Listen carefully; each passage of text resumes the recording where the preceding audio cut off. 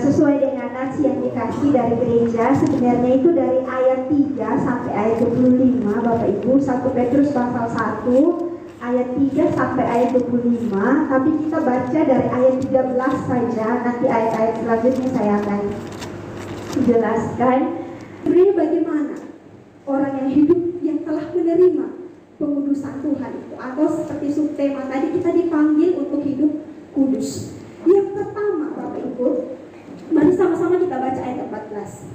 2, 3. Hiduplah sebagai anak-anak yang taat dan jangan turuti hawa nafsu yang menguasai kamu pada waktu kebodohan. Oke, Bapak Ibu, saya baca ada terjemahan satu yang mungkin lebih mudah untuk kita pahami. Dia bilang begini: taatlah kepada Allah dan jangan hidup menurut keinginanmu yang dahulu pada waktu kalian belum mengenal Allah. Jadi hidup dalam hawa nafsu, dalam kebodohan, itu dalam terjemahan lain dia bilang hidup dalam keinginanmu sebagai orang yang belum mengenal Allah. Jadi Bapak Ibu, seperti tadi saya bilang, setelah kita menerima pengudusan dari Tuhan, kita memang harus hidup dalam kekudusan itu. Dan di ayat ini dia bilang hiduplah taat kepada Tuhan dan jangan hidup sama seperti orang yang belum mengenal Tuhan. Kalau tadi nats pembimbing kita dia bilang persembahkanlah tubuhmu sebagai persembahan hidup yang berkenan. Di ayat 2 itu dilanjutkan jangan menjadi serupa dengan dunia ini. Jadi perihal keinginan hidup orang yang belum mengenal Allah itu sama dengan terjemahan orang yang masih hidup serupa dengan dunia ini. Nah, karena itu Bapak Ibu saudara-saudara, kita ini adalah orang yang dikuduskan, yang dibayar lunas oleh Tuhan. Orang yang dibayar lunas oleh seseorang berarti orang itu miliknya orang yang sudah membayar, ya kan? Sama kayak kita ke konter, Mas bisa minta itu HP kok, ya kan? Ya dia kasih karena kita kan pelanggan, atau dia. Habis itu kita angkat itu HP, langsung kita banting. Kira-kira marah dia tidak? Marah, ya kan? Iya, marah. Kok kita datang minta HP, langsung banting, ya kan? Marah dia. Kenapa? Karena kita belum bayar. Tapi coba kita habis bayar, Mas ini harganya berapa? 2,5 juta. Nah, kita kasih 2,5 juta, kasih nota, kasih semua alat cas dan lain-lain. Kak, ini barangnya komplit ya, semoga dipakai awet ya Kak. Iya makasih Mas, ya kan? Kita pulang, sampai di rumah kita banting HP-nya. Kira-kira tukang konternya marah atau tidak? Tidak lagi, ya kan? Ya hak kita dong, kita mau banting, kita mau lempar, kita mau apa segala macam, dia sudah tidak peduli. Kita, kenapa? Karena kita sudah bayar. Urusan kita mau banting dan lain-lain itu sudah urusan kita. Nah, harga kita yang lunas dibayar, Bapak Ibu, itu berarti hidup kita ini haknya Tuhan. Oke. Berarti hidup kita yang lunas dibayar, ini hidup kita, ini haknya Tuhan. Makanya ini ayat dia bilang, hiduplah sebagai anak-anak Allah yang taat. Kenapa?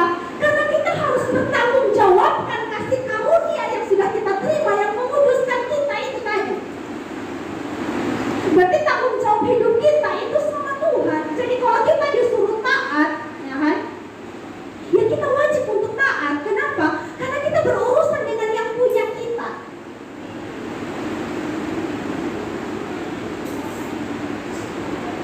Sedikit yang orang biasa bilang, kalau pacaran boleh tidak cemburu.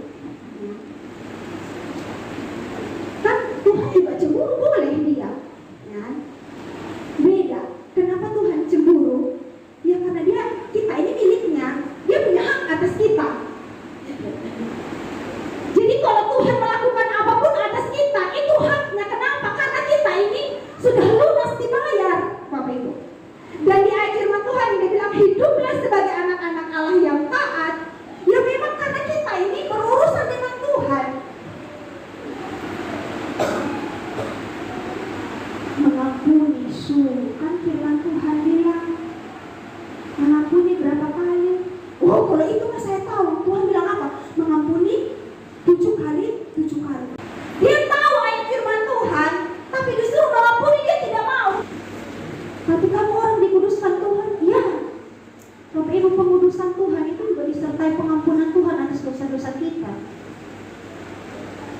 Sudah, kalau omong firman Tuhan itu jangan ajar saya, tapi kalau kamu suruh saya mengampuni, jangan marah saya. Nah, itu tidak bisa Bapak Ibu. Makanya kita disuruh hiduplah sebagai anak Allah yang sudah itu mulut itu jangan begitu. Maki dari pagi sampai sore. Tapi kalau bang maki jangan sebut betul nama. Padahal disuruh buang kata-kata. Makanya ini ayat dilanjutkan, dia bilang jangan turuti hawa nafsu yang menguasaimu pada waktu kebodohanmu. Kalau terjemahan yang lain yang saya baca, jangan hidup kayak orang-orang yang tidak kenal Tuhan. Kalau Galatia bilang itu kehidupan dalam daging, iri hati, dengki, perselisihan. Itu kehidupan orang yang belum mengenal Tuhan. Dia orang hidup agak bagus sedikit, kita seiri. Dia begitu mah. Jadi panggilan untuk hidup kudus sesuai ayat firman Tuhan ini. Poin yang pertama itu hidup taat dan jangan hidup sama seperti orang yang belum mengenal Tuhan. Itu yang ditegaskan firman Tuhan. Kenapa? Karena dia bilang sebab kamu tahu bahwa kamu telah ditebus dari cara hidupmu yang sia-sia, yang kamu warisi dari nenek moyangmu, itu bukan dengan barang yang fana, bukan pula dengan perak atau emas, tetapi dengan darah Kristus. Jadi tinggalkan hidup yang sia-sia, hidup yang tidak memuliakan Tuhan. Bapak Ibu yang bekerja kantoran, dipercayakan jadi bendahara, jadilah bendahara yang takut Tuhan. Nah, jangan bikin nota-nota fiktif hanya untuk dapat. Kadang kami dua kalau bercerita di rumah, ada orang deh, dia pun gaji 65 juta, dia masih korulai gajinya orang yang hidup susah enak. Jadi pemimpin, jadilah pemimpin yang baik. Usahalah yang baik. Jadi tukang ojek, jadilah tukang ojek yang baik. Kita ojek dari Oebesa sampai Pertanahan. Harusnya sebenarnya mungkin 5.000. Tapi karena kita lihat yang ojek ini agak sebisa mama, ini dari sini sampai Pertanahan ini harus 70.000. Itu contoh. Berlakulah baik. Jangan menipu orang hanya untuk mendapatkan keuntungan. Atau jangan melakukan hal-hal yang firman Tuhan bilang itu sia-sia. Kita hidup sebagai orang-orang yang mengenal Tuhan. Makanya tadi di ayat di Nats Pembimbing dia bilang kita itu hidup harus tahu membedakan mana yang jahat dan mana yang baik. Hidup di hadapan Tuhan itu harus bisa membedakan mana yang benar, mana yang bukan. Kenapa? Karena kita sudah hidup dalam kasih karunia Tuhan. Itu yang pertama. Yang kedua, setelah dia bahas masalah penyucian diri karena kemurahan Tuhan, dia menyalibkan dirinya untuk kita yang berdosa. Dilanjutkan di ayat 22 bilang begini, karena kamu telah menyucikan dirimu oleh ketaatan kepada kebenaran, sehingga kamu dapat mengamalkan kasih persaudaraan yang tulus ikhlas, hendaklah kamu bersungguh-sungguh saling mengasihi dengan segenap hati. Bapak Ibu, poin yang kedua, panggilan untuk hidup kudus selain kita taat kepada Tuhan, sebagai wujud kita mengasihi Tuhan, sebagai wujud kita ini adalah miliknya. Yang kedua dia bilang mengasihi sesama itu dengan tulus ikhlas. Ternyata ayat ini Bapak Ibu setelah saya renungkan itu komplit. Seperti pesan Tuhan, kasihilah Tuhan Allahmu dengan segenap hatimu, dengan segenap jiwamu dan seterusnya, dan kasihilah sesamamu manusia seperti dirimu sendiri. Jadi setelah saya renungkan, ya orang yang dikuduskan Tuhan itu kan hidup dalam kasih karunia Tuhan. Jadi orang yang mengenal Tuhan itu hidup dalam kasih. Kasih yang seperti apa ya? Kasih sama Tuhan dulu, baru mengasihi sesama. Orang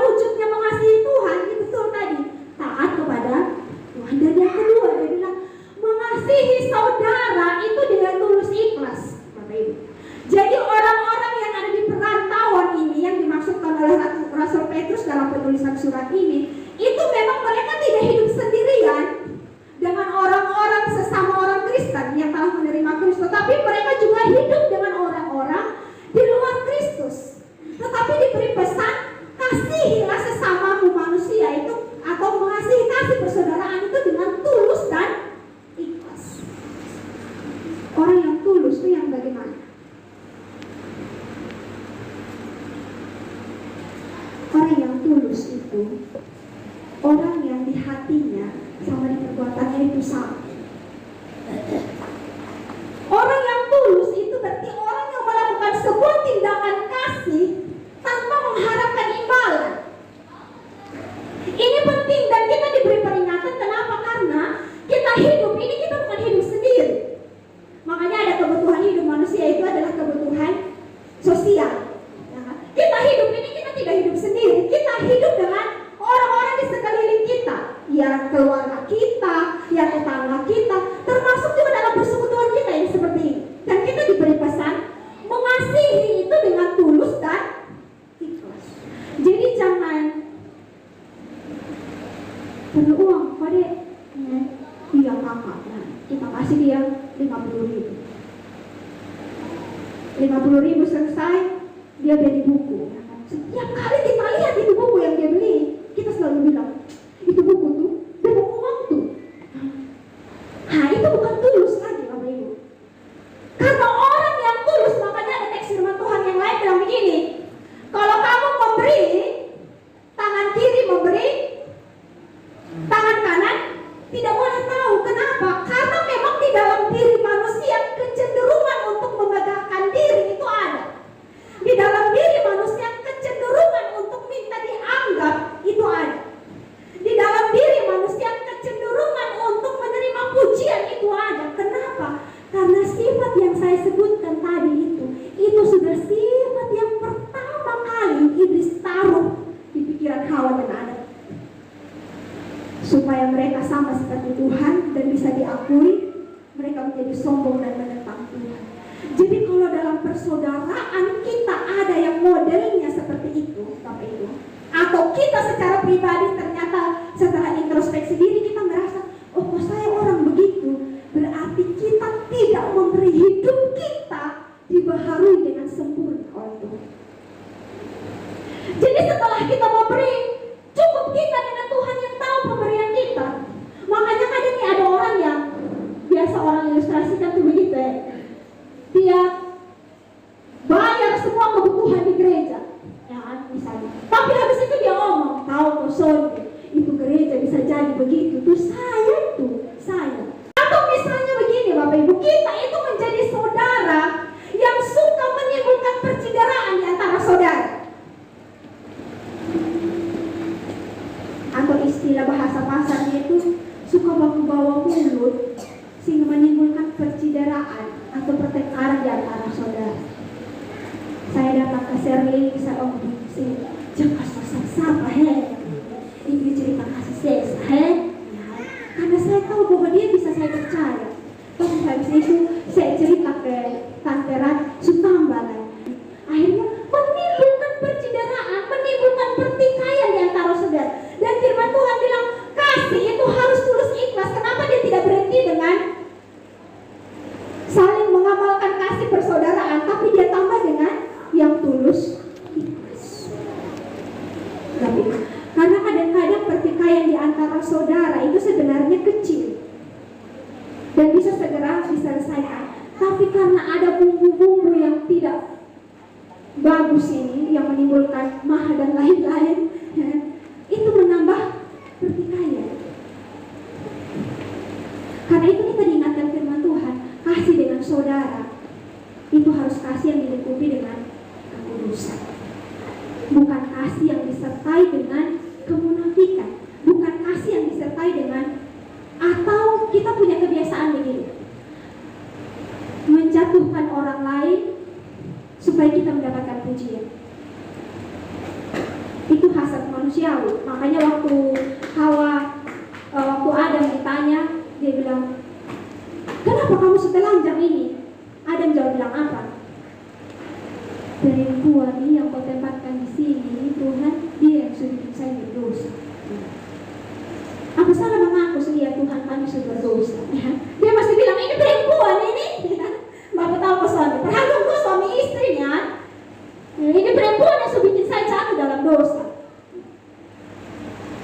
Untuk waktu ya karena dia Tuhan, kalau saya bilang itu hari saya kasih tahu kau ngomong. Ya. Bapak Ibu saudara-saudara mengasihi dengan tulus. Kalau misalnya nanti suatu hari saudara akan mengungkit kembali pemberian saudara kepada sesama atau kepada saudara kandung sekalipun, lebih baik tidak usah memberi. Atau kalau misalnya saudara ada di situ justru akan menimbulkan pertentangan dan perkelahian, lebih baik saudara jangan ada di situ. Karena kadang-kadang perselisihan antara saudara itu juga menjadi alasan orang tidak bertumbuh dalam Kristus hanya gara-gara melihat kita. Karena itu firman Tuhan bilang apa? Amalkanlah kasih persaudaraan dengan tulus dan ini ayat di ayat 24 dia bilang semua yang hidup adalah seperti rumput dan segala kemuliaannya itu seperti bunga rumput. Rumput menjadi kering dan bunga gugur. Hanya firman Tuhanlah yang tetap untuk selama. Jadi tidak usah menjadi orang yang berbangga diri dengan segala hal yang kita punya sampai kita tidak peduli dengan orang lain dan tidak punya kasih yang tulus ikhlas. Padahal firman Tuhan sudah jelas bilang kita ini sama seperti bunga rumput. Hari ini ada, besok lenyap. Atau jangan kita berbangga diri karena kita status S lilin, ya kan? Atau status pekerjaan kita lebih bagus dari saudara kita, atau karena penghasilan kita lebih bagus dari saudara kita. Akhirnya kita mengatai orang itu macam-macam. Bapak Ibu, kemarin waktu acara pemakaman di sana mau panggil atuin amah kok piti atuin amah berkumpul kok nasihat ke saudara dong. Satu perkataan kalimat yang saya dengar Bapak Tua bilang begini, jangan berbangga dengan segala kemewahan, punya auto, punya rumah, punya apa segala macam. Itu tuh akan binasa. Tapi kasih persaudaraan itu penting dijaga. Saya di luar, tapi saya sempat dengar itu perkataan. Saya dalam hati langsung bilang, iya. Entah Pak Roni hari ini punya auto 3 dan serempet saya di jalan misalnya, ya kan. Pada waktunya itu auto akan habis lenyap. Dan ada orang yang istilah biasa begini kalau bapak lain dengan saudara. Kayak dia bagaya dia punya uang. Saya kira nanti kalau dia sakit itu dia punya uang yang bawa dia ke kamar mandi. Artinya apa Bapak Ibu? Maksudnya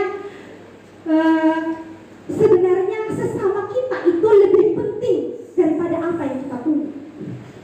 Karena yang akan menolong kita itu adalah sesama kita itu, saudara kita itu. Karena tidak mungkin saya punya uang banyak, saya bisa bangun lah ini saya bilang uang, bagi saya berumah sakit atau uang, ya kan? Otomatis yang saya panggil apa? Kak Juli bisa tolong kok jemput bedo, ya. Jadi sebenarnya memang yang perlu kita jaga itu adalah persaudaraan kita. Makanya dia bilang amalkan kasih persaudaraan dengan tulus dan ikhlas. Percekcokan di antara saudara itu adalah hal yang wajar. Saya ingat perkataannya Pak Dokter waktu kita peresmian apotik Sara Lama pertama kali, waktu doa pertama. Kami semakin dekat dengan karyawan kami, semakin dekat itu semakin keras gesekannya. Maksudnya semakin kita menjadi saudara, memang gesekannya akan semakin keras. Tetapi gesekan itu jangan membuat kita akhirnya lupa kalau itu adalah saudara kita. Itu menjadi perenungan, menjadi refleksi juga bagi saya dari beberapa hari saya renungkan firman Tuhan. Jadi saya berharap ini juga menjadi refleksi bagi kita sekalian bahwa orang-orang yang telah dikuduskan Tuhan memang harus hidup dalam kasih persaudaraan yang tulus dan ikhlas. Jadi kalau ada di antara Bapak Ibu yang hari ini sedang dendam dengan saudaranya, saya berharap setelah Bapak Ibu mendengarkan perenungan firman Tuhan ini, datangi saudara dan perbaiki hubungan.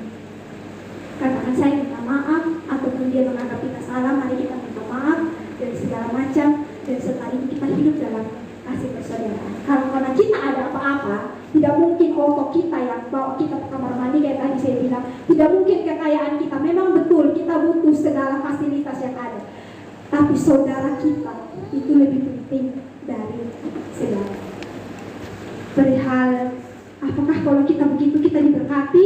Karena temanya itu adalah kekudusan membawa berkat. Pertanyaannya, apakah diberkati? Itu sudah pasti. Oke. Kau surga saja Tuhan beri buat kita, ya kan? Apalagi perihal kebutuhan hidup.